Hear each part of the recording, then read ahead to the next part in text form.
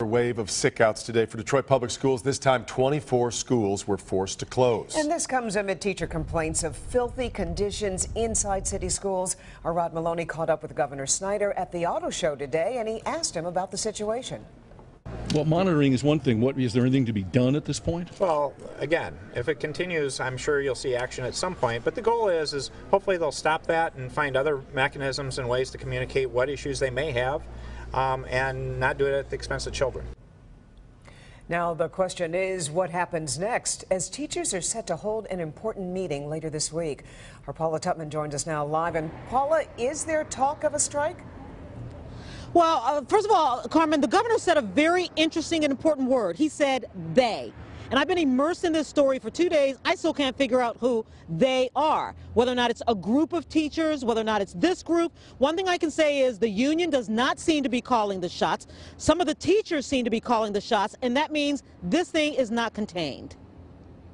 Today, a representative from the Detroit Federation of Teachers and the American Federation of Teachers escorted Detroit Mayor Mike Duggan to 3 different schools. First stop, Spain Elementary in the Detroit Medical Center area. And it could be considered a poster child for why teachers have organized and staged 88 school sickouts in the last 2 days. The water leaks through here and when it rains in the worst way. But on a rainy day, you have water throughout this entire hallway. Without question, there are big problems with some of Detroit's school facilities. But the district maintains keeping kids out of the classroom is not the answer. 64 buildings yesterday, 24 buildings today is not helping us make our case to the legislature. Here's where it gets muddy in figuring out which tail is wagging the dog and who has control. You get to a point where you say enough is enough. DFT and AFT reps say they are not condoning the sickouts, but they support their teachers. But it's hard to tell who the conductor is driving this train. Is a strike, a possible strike in there? Here's where we are. Here's where we are. That's a serious question, though. Yeah, that's a serious question, ladies. It's a serious question, and that's why we want to give it a really serious answer. We can't say that that's not ever a possibility.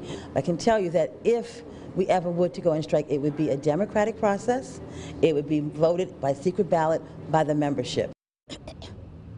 So here's the important thing about that piece of interview, and that was the union rep and the union rep's union rep.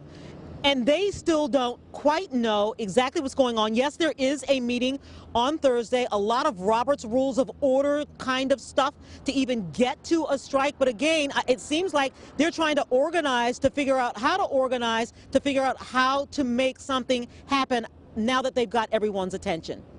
So to be continued, guys. Back to you. Keep an eye on it. Our Paula Tutman reporting for us live.